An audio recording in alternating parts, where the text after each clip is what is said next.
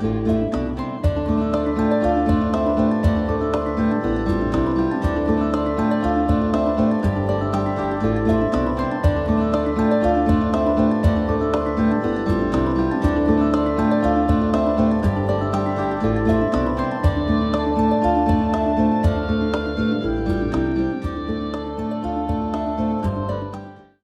Oracle of Luna is a podcast with me, Bridget Engels, as your host. Here we have conversations with real live, present-day goddesses who are actively and courageously doing their magical work in the world. Each episode is a bewitching journey with relevant discussions on topics such as Wiccan pagan spirituality, writing, culture, magical practices, art, ritual, and the craft in its many forms. Hello, listeners! I'm so grateful for the listener interest over the last few years, and I want to keep this podcast inspiring to you with my amazing goddess guests and to amplify the voice of the divine feminine in the world today. This podcast takes time, effort, and resources to share with you every few weeks. I have an ask of you. One of the ways to support the Oracle of Luna podcast is to become a subscriber to premium and bonus material. Each of the podcast episodes have 2 links at the bottom. It's quick and easy, should probably take you 1 minute, and for as little as $3 a month, you can support the show and become a subscriber. I really appreciate it, and it means a lot. Thank you, and blessed be. Merry meet! Welcome to another episode of the Oracle of Luna podcast. I'm Bridget Engels, your host, and today I am beyond thrilled to chat with Patti Negri. Patti is a popular psychic medium and good witch, best known for her recurring role on the Travel Channel and Discovery's #1 show, Ghost Adventures, and the #1 paranormal show on YouTube, TFIL Overnight, with Elton Castee. She is the international best-selling author of World Magick for the Modern World. And she has a new book out since June 2025 that we'll discuss from Llewellyn Books called Dollcraft, A Witch's Guide to Poppet Magick and Haunted Dolls. Patti's work includes appearances on dozens of shows from Portals to Hell, MasterChef, Wipeout, and America's Got Talent. She has graced numerous magazine covers, contributed to over 20 books, and conducted seances on radio, film, and TV, working with such legends as Emma Stone, John Voight, Meghan Trainor, and Gregory Hines. Patti also has an award-winning weekly podcast called The Witching Hour, and she has a second weekly podcast, The Witches Movie Coven. Patti is a founding partner and VP of Paraflix.com streaming service, and founding partner and headmistress at universitymagicus.com, an online spirituality and mysticism school. Welcome, Patti. Thank you so much, Bridget. I'm thrilled to be here. Thank you. Yeah, I'm so happy that you're here today. So how's your day going? So far, so good. Actually, when we are taping this, I'm getting ready to pack up my pup in the car. I have a little dachshund, and today is the annual Wiener Nationals, where little short-legged dogs vie to be the fastest wiener in the West.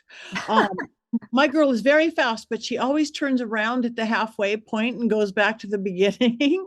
So she hasn't quite got the concept yet. We just shot all these TV promos, and she did it every single race. So we don't have high hopes for the winner's circle, but she thinks she wins, and that's what counts, right?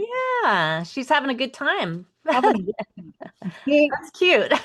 So I have a lot to unpack here and ask you. So you ready to get rolling? Let's go. All right. So I always start out asking my guests, how did your spiritual journey as a witch begin?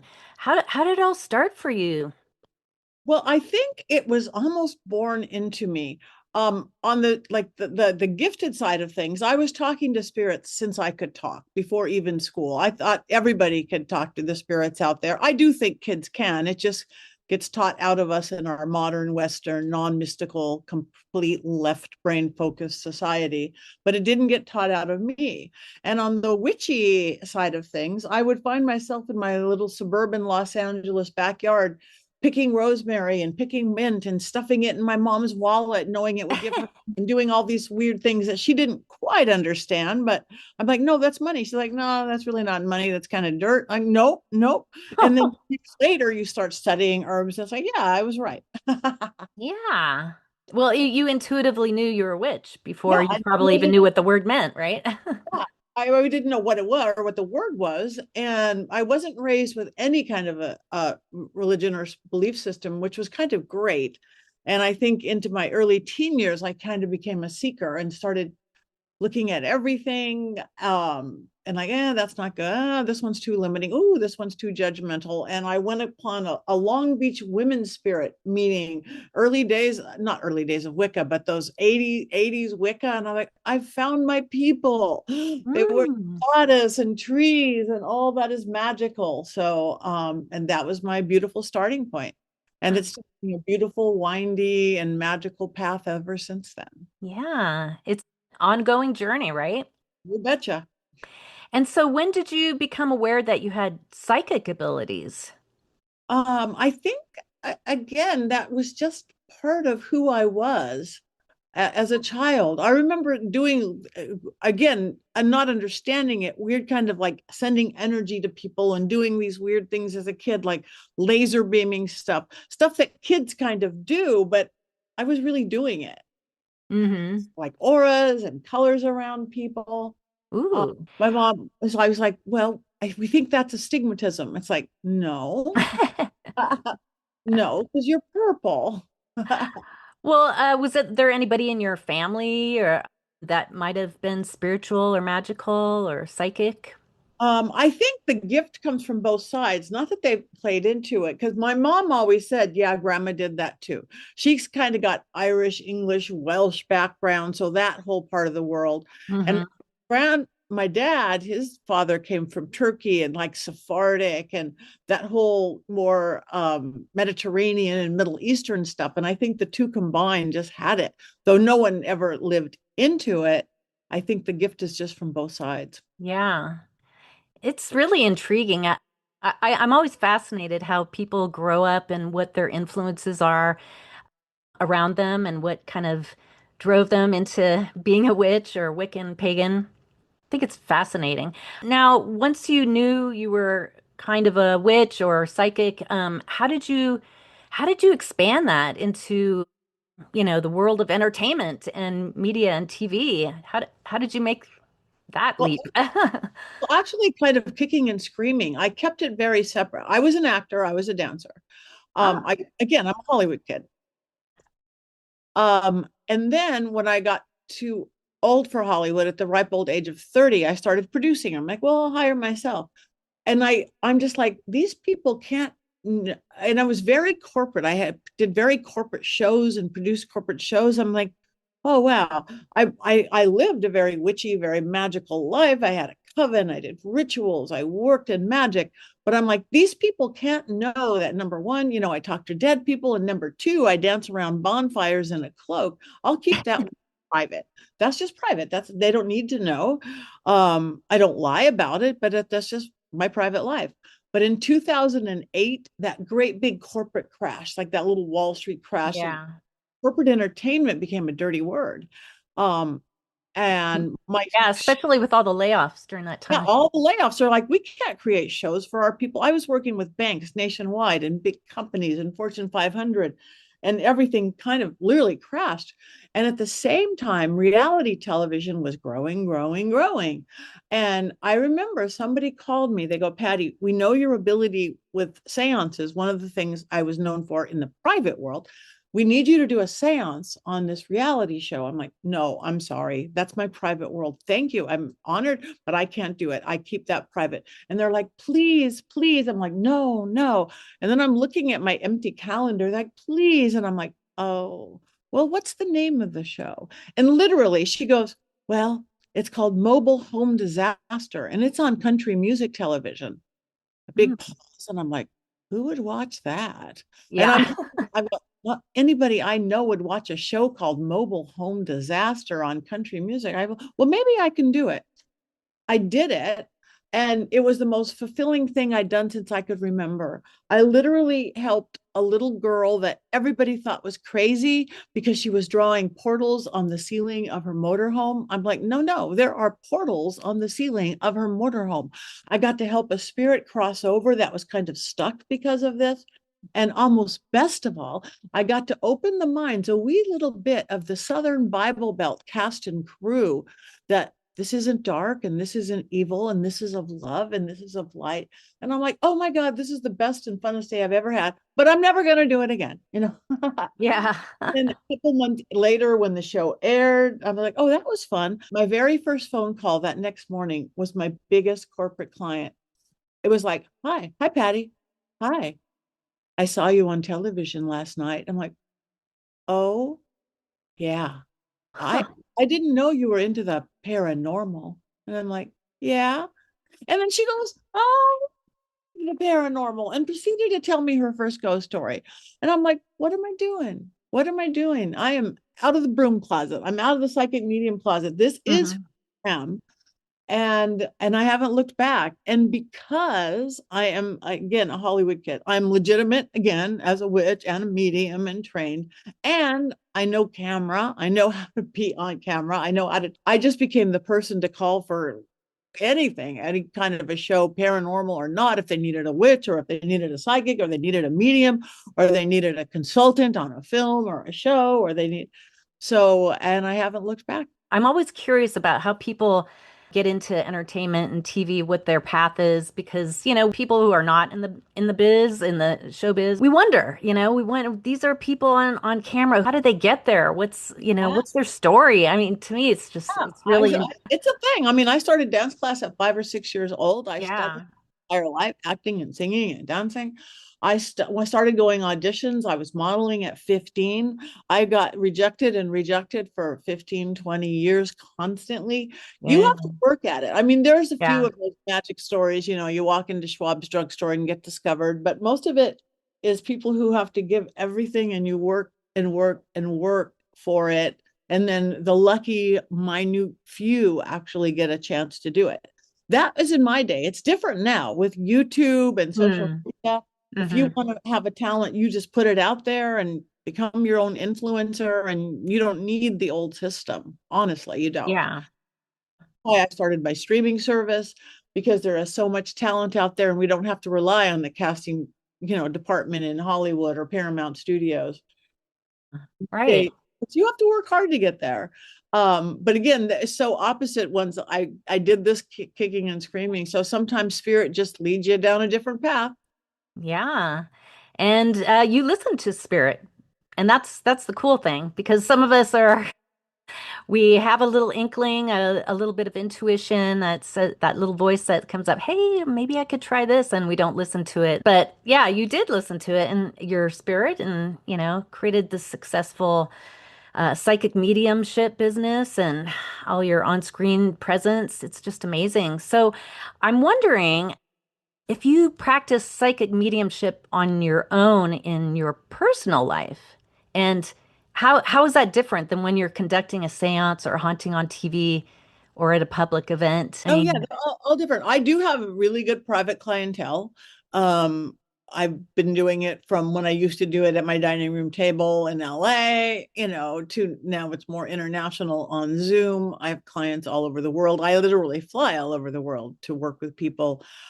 Energy work is a big part of my things like clearing and energy, whether people or houses or entire office buildings or things like that. So that's part of my regular business. And the TV stuff is, well, I have the two, my regular spiritual side. It's all about empowerment. You don't have to be a witch. You don't have to believe what I believe. But one thing I noticed in working with people is that we humans tend to give our power away all the time. We give our power away to fear, usually. We give our power away to other people. We give our power away all the time to limiting belief systems. So, what I preach more than anything is just, you guys, we are powerful beings. We can do anything we believe we can do. So if I could get that message across on a goofy television show with the Bad Girls Club or Litchi or my Ghost Adventures or all my other shows, more power to it. Uh, yeah. more power to it. It's just like, stop, think, take your power back. Mm-hmm, mm-hmm. How And much? and speaking of power, you have just published with Llewellyn Books Dollcraft, a witch's guide to Poppet Magick and haunted dolls. Tell us a little bit about this book and what inspired you to write it. Yes. Well, I have been a doll collector my entire life. I think I had a collection of Barbie dolls before I was born. I have hundreds looking at me right now, if anybody was here. And then the haunted dolls came because I work in the paranormal. I do go paranormal investigations. I do seances. And so that just became a thing. I became this expert. I remember way back from Ghost Adventure started about 2015. I remember Zach brought me in with Peggy the doll, a very infamous doll that, you look at a picture of her and she gives people heart attacks and doing Yeah, I live in Vegas right now, and so there's a haunted it. doll museum, right? Or a Yes, haunted yes, museum? he has a whole room of it's a whole haunted everything museum, and he's got a huge doll collection of which Peggy is there, and she recognizes me regularly. He has a little box. It's like I go in, hi Peggy, you look so beautiful today, and she curses at me. Oh, you remember me? What a nice doll. So anyway, I there and haunted dolls are so popular right now. It's crazy. Look at the news right now. Annabelle dolls making headline news worldwide. Like they're giving her full credit for burning down plantations in New Orleans and prisoners escaping, burning down Marie Laveau's house and Robert the doll and all these. I Hmm.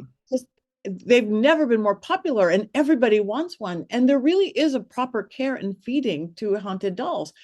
You go on eBay and you see for everything from scam artists to legit ones with dark spirits. And you really don't want a negatively haunted doll. They will drain your energy, they will cause arguing, they can make you physically sick. So I just saw a need for if people are going to have it, here's kind of a guidebook how to properly acquire one without getting ripped off or getting something that you're going to regret, Yeah. and how to take care of it properly. But then I did want it, since I'm a doll person all the way, I'm like, well, dolls are dolls. Why don't I make this half a beautiful magical spell crafting book about puppets? Those are dolls. Well, which is puppets are magical dolls we use to create love and health and abundance and working with herbs and oil. So half of the book is literally how to create puppets for everything from biodegradable puppets to clay, to paper napkins, to burn and bury. So again, I got to really combine my paranormal world and my witchy world with this whole empowering thing in a fun book all about dolls. And what are haunted dolls? What does that really mean? My grandmother was a doll collector from all over the world, and she had a whole case behind glass of little dolls from every country she visited. Are they haunted? What makes a doll haunted? I'm just curious. Well, dolls, what makes a doll haunted, to go a haunted doll, is a disembodied spirit has came into that doll to live there. Like if you were, say, you were a disembodied spirit, you were a ghost of some sort, however that works for you, a dead living human that just want to hang out. I don't believe they're stuck here. I believe that there's no time and space on the other side. So you could be reincarnated on one hand in the pearly gates, if you believe in those on one hand, and be hanging out in the ether and the astral on one hand. So if you were a disembodied spirit and you wanted to hang out and you had your choice of what to go into, you can go into the teapot, you can go into a flower vase, or you can go into something that has eyes and a nose and a mouth and ears. I would pick that every time. And they do. It's like all of a sudden, yeah, there's this little doll. And so people, it's like my little doll that's sitting behind me right now, Belle, people all the time. She sits behind me. I have to keep her 2 feet behind me. Otherwise, she pulls focus. People see her move. People see her wink. People see her mood change. Now, her face doesn't really change. It's 100-and-something-year-old porcelain. But the energy of it, 3 people in a row go, she's happy today. The next day, 3 people in a row go, she's cranky today. You can read every mood on her face. That is a haunted doll. Now, dolls Mm, can hold on to spirits. I mean, the energy of something. yeah. Like, say, if you had somebody had a beautiful doll their whole life, that doll is like in doing psychometry, that doll's going to hold the energy of the love and happiness, but not necessarily the spirit of that person. That's just like you walk into an antique store and you feel the candle holder or this or that. So a lot of dolls have that because they're so close to kids growing up. Yeah. And they're a witness. They're good listeners. Yes. Have you ever had an experience with a haunted doll that was evil or negative or dangerous? And what was the impact of its energy on you? Well, the when I got my doll Belle, I did not let that happen. Again, I was very careful when I had Peggy. I didn't want a headache, so I did a big cord cutting. It's all on television and all that. But a girl who saw that episode, a girl in Belgium, she had this doll Belle, a 100-year-old doll. She saw me do that. And this doll had made her sick for 3 years, made her hair fall out, made her little kid sick. And she saw it, watched this on TV, and she contacted me. She goes, I have this beautiful doll, but I can't keep it. And will you take it? I'll send it to you. And I said, yes. So she sent me this doll.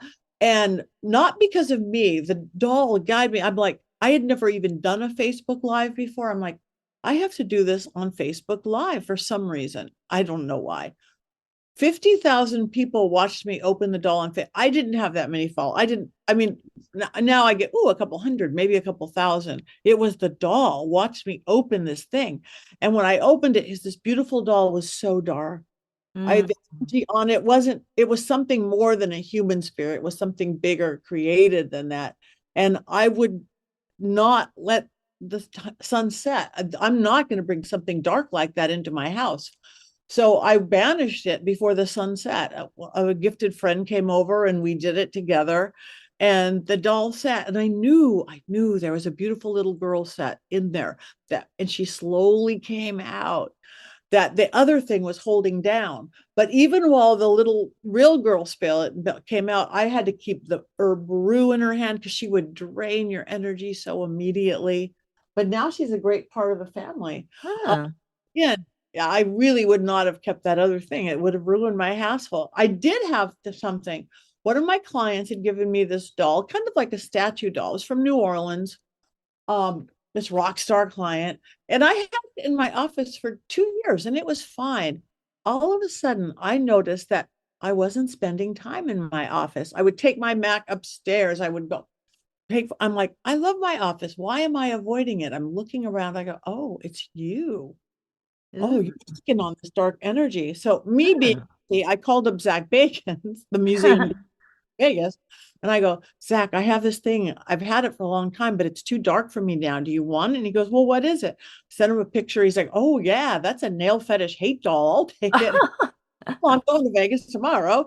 I gave it to him, and it's literally, the tour guides told me it started acting up that night. But now it's in a perfect place, not some place that people live and raise a family and have to sleep at night. It's at a museum where people go there for that. And actually, it's a well warded and well curated museum. So she's in a case in the hallway, or it is in a case in the hallway. And it's found its perfect home that is not in my house. Mm. Yeah. Yeah. Definitely don't want to invite dark spirits into your house or No. space. And that's what you're expert at. You're expert at balancing energy and people and situations so that the natural elements and rhythms and cycles of the universe kind of combine to balance that energy out, right? Exactly. That's what else. I'm a Libra, by the way. It's all about balance. Yeah, and alchemy, right? I mean, you're an alchemist. I'm an alchemist, and we create our world. And like I said, if we take our power back, then we get to create what we want it to be. And that starts with our beliefs, is our attitude. That's Mhm. our thought patterns. So, who's your favorite haunted doll? Is it Belle? Is my she again, she's so sweet. She's just be such a amazing. Now Belle has a doll named Cheryl. A friend of mine named Cheryl sent her to me, and Cheryl was sitting right next to me. I was teaching one of my classes, and both my hands were on camera, so I couldn't have moved her. No one else was in my house.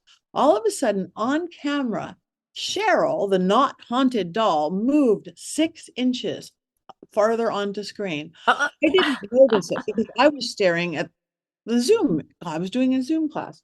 The students all noticed it. And I'm like, but she's not haunted. She's not haunted. So I took that tape. I blew it up, and I literally saw an herb go out of my bookcase into this little doll Cheryl, move the doll Cheryl 6 inches, and then fly out of Cheryl. It probably was Belle moving her doll camera. It was the cutest thing. But you know, Ooh. it's not all that Belle's the thing that moves. Mm-hmm. Energy is energy is energy. Mm-hmm. And it sounds like she's got really powerful energy. She So does. intriguing. Some of my listeners are not experienced in witchcraft or Wicca or paganism. What's a simple way for someone new to witchcraft to create or buy a doll and then charge it for their own personal magical purposes? Could you tell us how could best do What it? Yeah. I would do, again, haunted dolls are fun. I do not use haunted dolls for my spiritual practice. Because that's another spirit coming in. Fun there for excitement. I would get or make a puppet. That's why I did the book that way. I think everybody should have their own puppet. I have one I made, oh my God, almost 20 years ago. Say if I fell down and hit my head, I'd stick a needle in my little puppet like acupuncture. Now it feels better. Oh, That sympathetic magic, they represent you. yeah. I have one called Erzuli, the voodoo doll. She's pink poppet. She's very kindly, has a very kindly presence. I took her to a moon ritual and we were invoking the goddess Erzuli, the voodoo goddess Erzuli. So, hence her name. But she's like my only doll, but she has such a nice presence. Yeah, so that's what I would do. Make yourself a nice puppet for, again, to empower your spirituality or your Yeah. practice or your focus, whatever that is. Haunted dolls are more for fun and whatever, but create a nice spiritual puppet doll of some sort. I mean, it can be made out of a real doll. It doesn't have to look like a ginger. I make them out of paper napkins. I make them out of just about everything you can. Um, but it can be a real doll turned into a puppet. And I talk about, kind of a little crossbead, but the difference of a puppet is that we're creating a spirit or calling in a real, like you did, a goddess, an entity spirit calling in, but usually you're creating the spirit, like you're creating your own little servitor or tulpa. I need this for focus. I need this for health. I need this for whatever, not some Mhm. bodied spirit. And so we can create them made out of anything really, fabric, paper, napkins, or Cake, oh, clay. Hmm, bread, cookies. Yeah. interesting. Yeah, you are inspiring me. I think I'm gonna go gather Yeah. some materials and because I have some eucalyptus and I have some, dried lavender. I have a bunch of stuff on my altar and I'm like, I should really get creative and crafty and You create. should. And those are two of my favorite ingredients right there you just mentioned. Really? One, make a Bridget doll. Yeah. Did you want to do a short little invocation or charging for people who have a new doll? Sure, they can. So say you have a doll. Again, maybe you make one, or maybe you have a little doll that you have and you want to call a spirit into it. I would always say, set up your sacred space, whatever that means to you, work within your personal practice, whether you call the corners or you say a prayer or call in your angels, your deities, your dragons, or however you work, your elements. And then get yourself really clear. So we'll just do a little thing right now. So everybody take a deep breath on a count of 4, 2, 3, 4. Hold your breath. Exhale, hold it empty. Good. Take one more breath in, focusing, clearing your mind, your body, and exhale. Right now, pretend you're holding your doll, but you could do that later or make one. Think of all the things you want to add into your life or you want to increase or add to. All the, more focus, more health, more energy, more money, more love, whatever that is. Think about what that feels like. Now, the first thing, feel if there's something in the way of that, like, oh, but I'm not smart enough, or I'm too old, or I'm too this. Release that right away. Take a great big exhale, go, let that go, because you have to make room for it. Anything that's in the way. So get rid of that. And now all that room, bring that new thing that you want in. So picture that growing right in your belly or your heart or where you ever did that. picture it growing and growing in your body. Now, with your words, and remember, outside words are important. Spirits can hear you if you speak in your head, of course, but when you speak out loud, sound is magic. We know that every vowel, every syllable, it's echo work. When you speak out loud, your breath comes out. That is your pneuma, your life force. The moisture in your breath is your free will. So say, I imbue you with love, with help, with health, with clarity. Breathe it into it by the power of whatever you believe in. Focus your eyes right on it, into this beautiful little doll. Send it right from your heart, right from your eyes, right from your breath, and put that energy into that beautiful doll and let it grow. And then hold it and thank it, and then keep it with you close and do some meditations with it. That is simple as that is a perfect start to creating a spirit. Starts with Yeah. a Beautiful. I love that you're sort of imbuing your intention and your focus into the doll or the poppet that you created. So what are some of your upcoming plans for the future? I know you're incredibly busy and popular. So do you have any events or classes or TV shows? I know you have two podcasts, so I have podcast. I have a lot of travel coming up. Probably right around when this airs, I'm speaking in Comic-Con. I'm so finally got to go to Comic-Con in San Diego. I'm on a panel of witches called Witches After Dark, Witches of the East and West. It's 3 East Coast witches and me as the West Coast witch. And then I'm heading off to Ohio to do an event at an opera house, a mediumship thing, and then I'm doing Maine Paranormal and Horror Con, and then Rock Island Roadhouse, and then Midwest Pagananomicon. I never say that right. Midwest Pagananomicon, and I've got a ball in August. I'm just on the road for the whole year, starting in the end of August. So people can find me if they go to my website. yeah. I have lists of everywhere I go and you can get to. But yeah, I've got my regular podcast, The Witching Hour. On my Paraflix network, I'm just launching a new season of Best Of, where I do these clips and Best Of on my Paraflix network on video with that. Ooh, cool. So yeah, Yeah. I've got all sorts of fun TV stuff in the works, but just stuff I can't talk about yet. Yeah.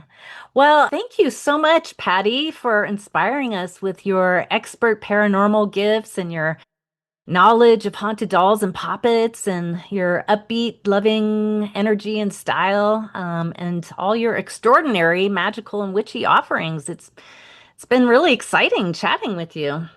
Thank you so much. You're a beautiful host. It was easy and my pleasure. Thank you. Yeah, blessed be.